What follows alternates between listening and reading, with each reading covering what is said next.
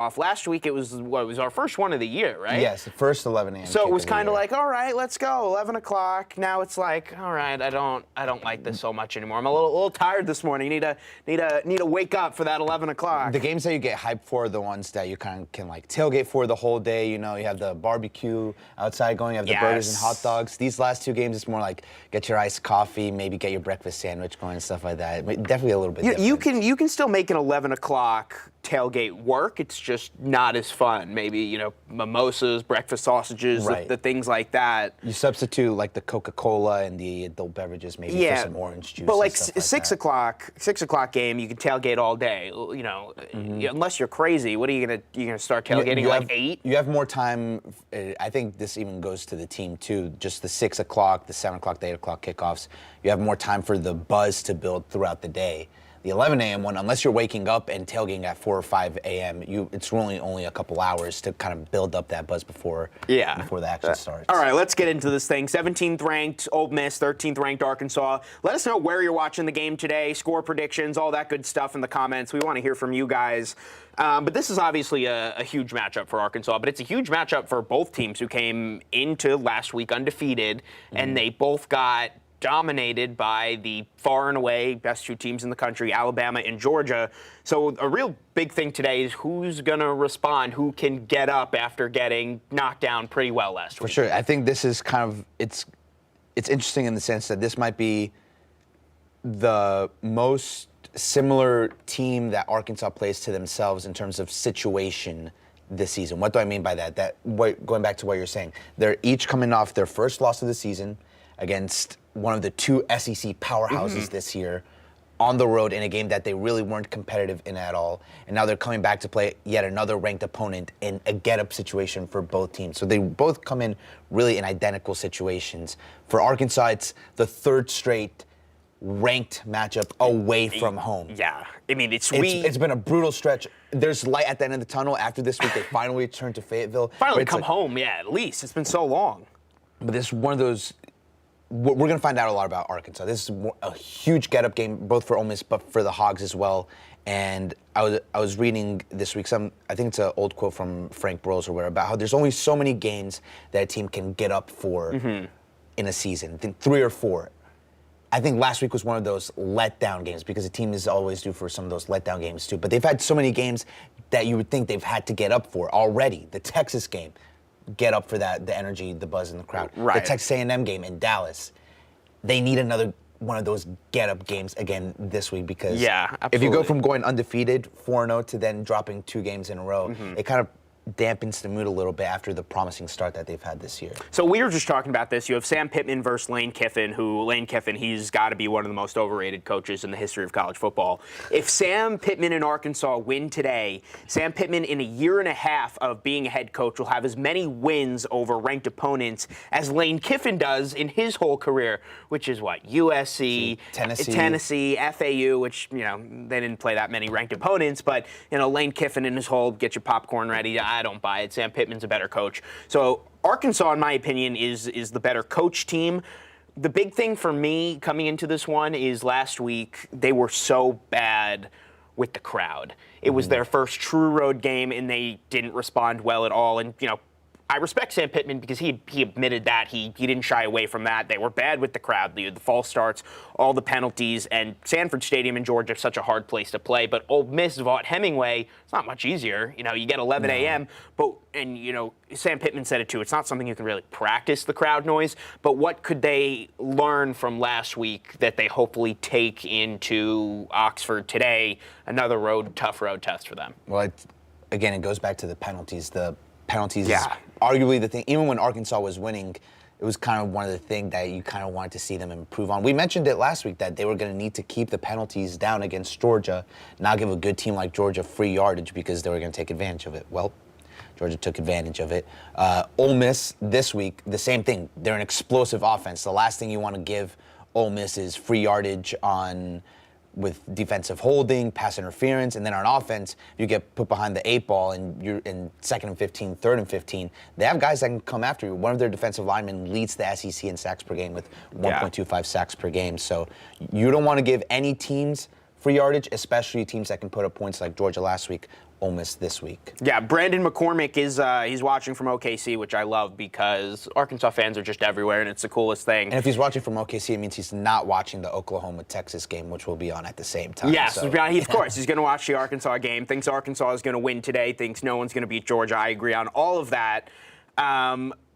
Homecoming today at Ole Miss, which is interesting, but it's also homecoming for KJ Jefferson, who lives about 20 minutes outside of Oxford. He actually said this week his family has never been to one of his college games, and he only started one last year, but they haven't been to any this year, so it's going to be the first time this year that KJ Jefferson is playing in front of family, which it's going to bring about a little nerve. So it's going to be, is he going to show up nervousness, or is he going to ball out because my mom's in the crowd? I think it's the second one, especially because he picked Arkansas over, among other schools, Ole Miss and Mississippi State. So I think he said this week that he wanted to get out of the state of Mississippi, but I think he wanted to get out, but this week he's excited to kind of be back to show, all right, I'm back, time to show what I'm about to do. And I think we've seen it before with guys going against schools from their home state. They tend to perform. So I'll be interested to see what KJ does against the defense that this might be the easiest defense he's faced.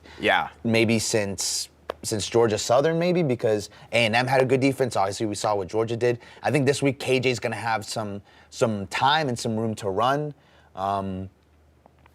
Ole Miss gave up 42 points to Alabama. Alabama's offense is fantastic, but Arkansas has been no slouch on offense this year either. So I'm excited to see what KJ could do this week. Yeah, the game's on ESPN, for those of you asking. It's going to be, what is it? It's about 10:20 Central Time now, so 40 minutes. You get that quick 11 o'clock on ESPN. I'm curious to see how this Arkansas defense is going to respond, because they were sneaky, one of the best in the country over the first 4 games, and they kind of got They got everything handed to them. They got everything handed to them last week. It wasn't good. So, I've been talking about it all week. It's, they got to get the swag back. And it's the offense, special teams, defense. You got to get your swag back. That first big hit today, you got to forget about everything that happened last week. First big hit, Grant Morgan, Bumper Pool, who were both pretty invisible last week. First hit, let's do it. We're back. And defenses tend to get juiced up when they go against guys that they know are good quarterbacks, hyped up quarterbacks. They want to show, anytime a defense goes out on the field, they want to show that the quarterback's overrated. Well, it's interesting because they're going up against a Heisman contender, Matt Corral. This is the best quarterback that they have faced all year. And that they probably will face all year. And that they probably will face all year, at least until they play Bryce Young from Alabama. Yes. Because they avoided JT Daniels last week by playing against Stetson Bennett, but they get the real deal. That didn't do much. They get the real deal this week, Matt Corral. However, if we take a look to last year when they played Ole Miss, they forced 6 interceptions against Matt Corral. He's thinking about that. That's in his head. That's in his head. That's also in Arkansas's defensive head, Barry Odom's head. They're like, they don't know if they can produce another 6 interceptions, but you have to feel that they feel confident that they can produce some turnovers, which will be big for Arkansas because I think they've only produced 1 interception since the first game of the season. So they need to get the turnovers going again to kind of give some extra possessions to the offense. Going against Matt Corral, get the defensive front applying pressure to him.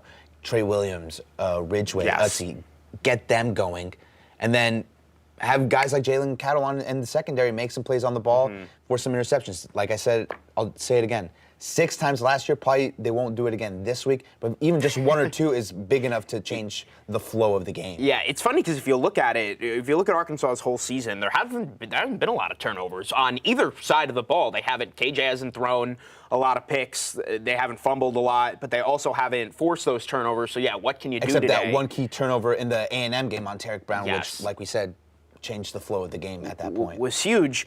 John Ridgeway and Trey Williams, all those guys you mentioned, are going to be so big today because as good as the secondary was last time you played Ole Miss, if you give Corral all day to throw in the pocket, the secondary's not going to have a chance. And the other aspect of it is that Corral can make plays with his legs, too. He actually leads the SEC in rushing touchdowns. Yeah, crazy. So far. So he's a guy that can do it all if you haven't figured that out yet. He's very good. He's very mobile. He's a true dual threat quarterback. We talk about KJ Jefferson being a dual threat quarterback. He can do it on the designed run, scrambling out of the pocket, making big plays with his arms. Corral's been doing it all year, too. He throws for over 300 yards a game. He's had 2 games where he's rushed for at least 50 yards. So he's a guy that Arkansas, even if they apply pressure, another aspect of it will be kind of containing him in the pocket. So do you put a spy on him? You have your guys kind of contain the edges because if he breaks out of it, well, that's where either he can look downfield to make big plays, kind of backyard football type of plays, or if he can just scramble, and then that's brutal because against Ole Miss, it's not just stopping them for 3 downs. They love to go for it on 4th down as well. So the last thing you want to do is force them into a 4th and 3, 4th and 4. You contain, you have good coverage, but then he leaks out for a 7-yard gain and keeps the chains moving. Yeah, that's where you kind of get that Lane Kiffin coaching from. You're going to see a lot of 4th down and short today. Ole Miss, they're going to go for it. Aggressive offensive play calling. Yeah, they're going to go for it. KJ Jefferson, and it was probably 2 because they were so far behind. He didn't run a lot last week, and that was definitely because he was questionable coming into the game. His knee was undoubtedly still banged up. So today, hopefully after another week of practice, he can be a bit more mobile because he's at his best when he can do both and you can fool the defense. If KJ's standing in the pocket and they know that he can't really run, that's where you run into some trouble. And that goes back to the penalties. It felt like so often last week Arkansas was in 2nd and 15, 3rd and 11, something like that, because of false starts or offensive holding or something. And then when you're in those 3rd and longs, the threat of KJ reading the defense, holding the ball back, pulling it back, and finding someone on a slant route or something, that threat's not there because the defense doesn't respect it. They're just like, we're going to drop 8 guys into coverage and make you beat us with your arm.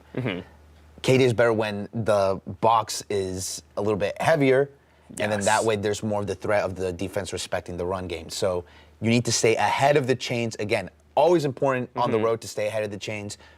Arkansas learned how important that was last week. We'll see if they can apply it this week. Yeah, Ole Miss, Arkansas, Oxford, Mississippi, ESPN. A fast start is needed. Points on the first possession.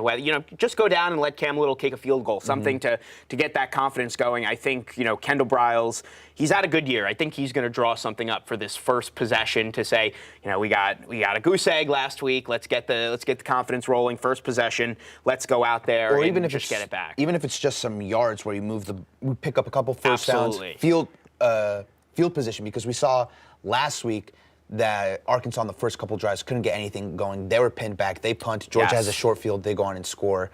And then Arkansas gets the ball back. One of the punts gets blocked in the end zone because they're already backed up. Field position, and you also have to just stay on the field in general. If your offensive possessions are 32nd to a minute every time you're out there, that's just asking for the defense to fail because they're so tired. And especially against this Ole Miss team that we talk about Corral doing it with his arm, but Ole Miss is one of the top 10 rushing offenses in the country. Right. Sneakily, because you think about their receivers, you think about their quarterbacks, they led the SEC in rushing just a year ago. For sure, and they're kind of like Arkansas in the sense that they kind of do it with not one main bell cow running back like Texas would and Bijan Robinson. They have a stable of running backs led by Ely. But Corral gets involved in the running game too and everything. So if Ole Miss is able to consistently march down the field in the running game with the defense being gassed and everything, that's the last thing you want if you're a Hog fan. Yeah, I think you're going to see a lot of desperation in today's game because it's 2 teams that are desperate for wins. And, you always question when you have a game like this, what's it going to bring out of you? You don't want to get out of your comfort zone if you're Arkansas. Even though this is a comeback game, you want to win this game. You don't want to do anything that's not you. And, I think Ole Miss is probably coming into this one with the same mentality. These 2 teams are probably 2 and 3 in the SEC West as terms of, overall talent-wise. So whoever gets the upper hand today has a clear shot at probably finishing second. For sure, especially if it's Arkansas that wins, then that it's felt like every week has been a big game for Arkansas. And it is. It will be this week. It will be next week. Next week because the other team that's kind of in that discussion is Auburn. Right. Well, guess who's coming to town next week? Auburn. Another 11 a.m. kickoff. But so if Arkansas beats Ole Miss, it sets up basically Arkansas and Auburn to really duel it out for that second place in the SEC West. Before this season, it wasn't a secret that how ridiculous Arkansas' schedule was. We talked about it. It was ranked as the hardest schedule in the country, whatever. But when you're actually in the thick of it, as we are right now, you don't realize until you're into the thick of it now how exhausting it is. A&M, call it a home game if you want, it was on the road. Georgia, Ole Miss, Auburn, great. Then you get UAPB in a couple bye weeks. Congratulations, you get to go to LSU after that. And then after LSU, you just casually get to go to Tuscaloosa and play. Right, it's just like it's an insane schedule, and being in the SEC West, that's just going to be life for Arkansas. Yeah. It has been life. It's going to be life moving forward. Once Texas and Oklahoma join, Arkansas will get their win against Texas, and they'll have a tough game against Oklahoma and Norman. Those Texas-Oklahoma games will be tough and only add to what's already a super tough schedule. Yeah, but you know what? You have to still be proud when you look at the schedule because, this isn't a new schedule, but it's a schedule that has beaten down Arkansas in years past where they've been a joke. They haven't won any games. And now they're the 13th ranked team in the country. Now you're talking about them beating Ole Miss. You're talking about it being a big game against Auburn last week. So as hard as the schedule is, the fact that these are games that are nationally televised, these games that are nationally talked about, it just goes to show you what Sam Pittman's done in just a year and a half, which I don't think he even expected to do this quickly. Culture is kind of a buzzword that's used a lot in sports, and sometimes it can get overused, but I think it really is a testament to the culture that Sam Pittman has implemented in this team for such a quick turnaround, because other coaches, maybe they would be able to turn the program around as well. There's a lot of good coaches, but maybe not this fast. Just the speed in which Arkansas has done it has been amazing. They go out and win 3 games. Last year, beat a couple. They had that big win against Mississippi State.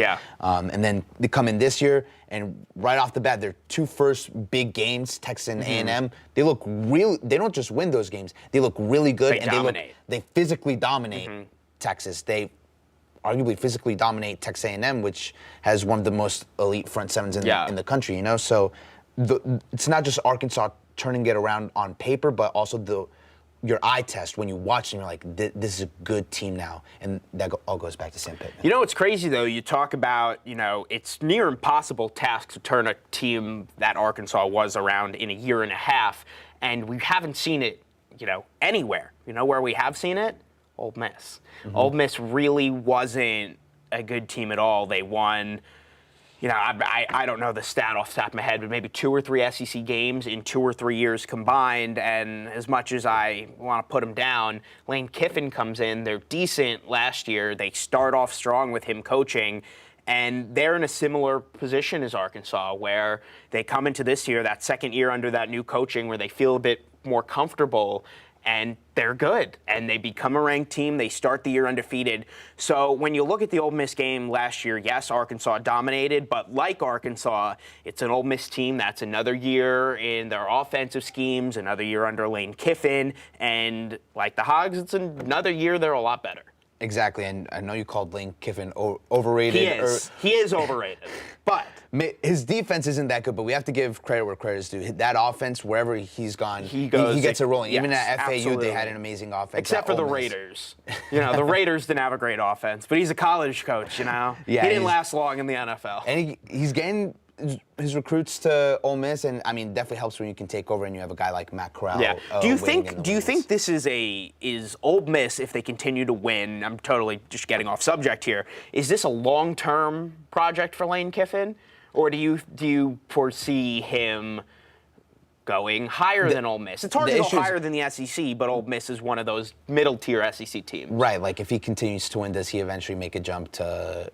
Who knows? Is he on the board for LSU this year? If LSU one of those gets rid of Ed Orgeron and everything. Exactly. Who knows? He certainly, after the whole FAU experiment going to Ole Miss, Lane Kiffin has certainly got himself back into the conversation as one of the best. I think he's really kind of his image has turned into a little bit more of a positive, because people were down on him after all of the fiascos with Tennessee and USC and the Raiders and everything. I don't think Ole Miss is going to fire him on the tarmac. He went into the Nick Saban rehabilitation program at Alabama. Yes. Did good stuff there. Now we've seen him do well at FAU and now at Ole Miss. So if his offense continues to put up points and his team continues to get wins, I think we could easily see Lane Kiffin make a jump to the next tier of programs after Ole Miss. Yeah, listen, Ole Miss is a good team.